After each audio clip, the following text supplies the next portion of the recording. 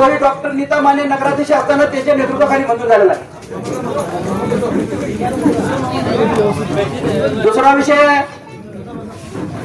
आता आमचे इराणी बांधव इथं आहेत. वाईट या गोष्टीचं वाटतंय की आज गेली 10 ते 15 वर्ष, शहनशाह आमचे मित्र, गेली 10 ते 15 वर्ष इराणी समाज याच्या अगोदर 25-30 वर्ष इथं वास्तव्यास आहे. आज अक्षरशः त्यांच्या दफनभूमीसाठी जागा मागून मागून अक्षरशः वैतागले. पण आम्ही 10 वेळा सांगितलं आहे त्यांची जागा आहे, त्यांना जागा द्या. अक्षरशः शहनशाह असू दे, बाले असू दे, त्यांच्या समाजातील सर्वस्व असू दे, ते बिचारे 10 वेळा यशवंतपूर नगरपालिकेत येऊन बोलून गेले की काय पण करा पण आमची जागा तेवढी द्या आणि आम्हाला कंपाऊंड मारून द्या. आम्ही त्या नेत्याला सांगितलं, नेते काही पण करा, त्यांचा विषय संपवला पाहिजे. आरक्षण पण टाकलं, ठीक आहे म्हणत 2 आमदारकी निवडणूक गेल्या, 2 आमदारकीला इराणी समाजाने झाडून मतदान केलं की नेते आम्ही तुमच्यासाठी आहे म्हणत. तरी त्यांचा प्रश्न मिटला नाही. आणि आता नगरपालिका जवळ आल्यानंतर तिने डायरेक्ट सांगितलं की काय नाही, तुम्हाला आम्ही तुमची दफनभूमी दिली आणि कंपाऊंड मारून देतो, तुम्हाला काय ते हे करून देतो. आता तुम्हाला कळकळ आली, पण याच्या अगोदर आली नाही. आत्ताच कळकळ आली, आता तुम्ही त्यांची जागा मंजूर केली. त्यासाठी आम्ही 10 वेळा तडपडले. काही उद्या तिथं आता तिथं जे इराणी समाजाचं जे दफनभूमी आहे तिथे जे सुख सुविधा लागणार आहेत त्यासाठी लागेल ती मदत बाळासाहेब वगैरे आणि राहिलेले उमेदवार त्यांना मदत करतील. त्यामुळे त्यांच्यासाठी पण आम्ही खंबीर उभा आहे. त्यांनी पण विकास आघाडीचे उमेदवारांना सहकार्य करावं, पाठिंबा द्यावा. 2011ला आमच्या राजीव गांधी नगर मध्ये डांबरीकरण रस्ते झालेले आहेत. काही मधले रस्ते राहिल्यात, काही पण रस्ते राहिल्यात. मी तुम्हाला या निमित्ताने एवढा शब्द देतो, काही पण उद्या करून एकही रस्ता इथला राहणार नाही, सगळे रस्ते करून दिले जातील. एवढंच या निमित्ताने तुम्हाला अभिवचन देतो. कोण कुठल्याही प्रश्नाला काय पण असेल एकही प्रश्न थांबणार नाही आणि ते प्रश्न मिटवून दिले जातील आणि लवकरात लवकर तुमची डांबरी पण पूर्ण करून दिली जाईल. एक विषय आहे प्रॉपर्टी कार्ड संदर्भात. जो तो उडतो मी प्रॉपर्टी कार्ड दिलं म्हणून, तर प्रॉपर्टी कार्ड द्यायला सुरुवात झालेली नाही.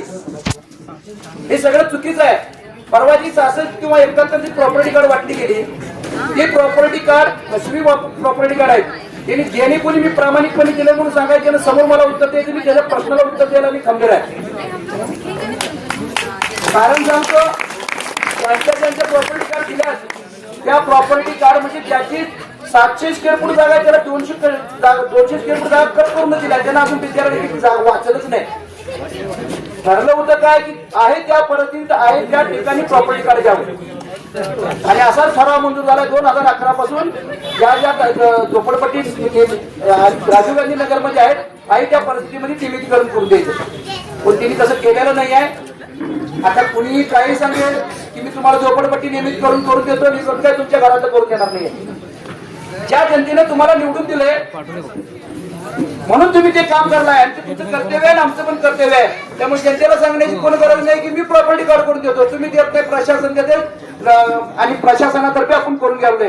सर्वांना खरे हे मिळावे म्हणून यासाठी 2016 मध्ये ठराव मंजूर झालाय जयसिंगपूर नगरपालिकेत आणि तो सर्व नगरसेवकांनी सर्वांनी मुद्दे मंजूर केलेला आहे. त्यामुळे एकटा कोण मालक नाही की मी स्वतःहून प्रॉपर्टी कार्ड देतो म्हणून सांगा.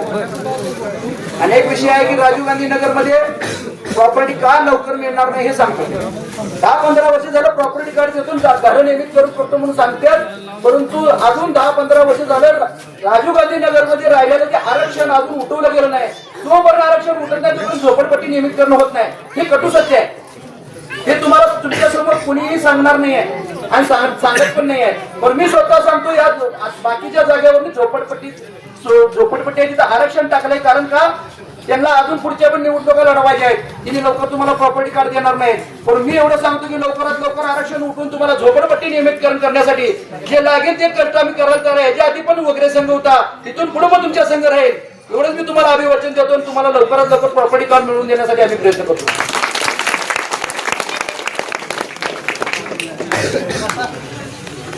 आता वेळ कमी आहे त्यामुळे बाकीच्यांनी पण 2-2 शब्द बोलणार आहेत.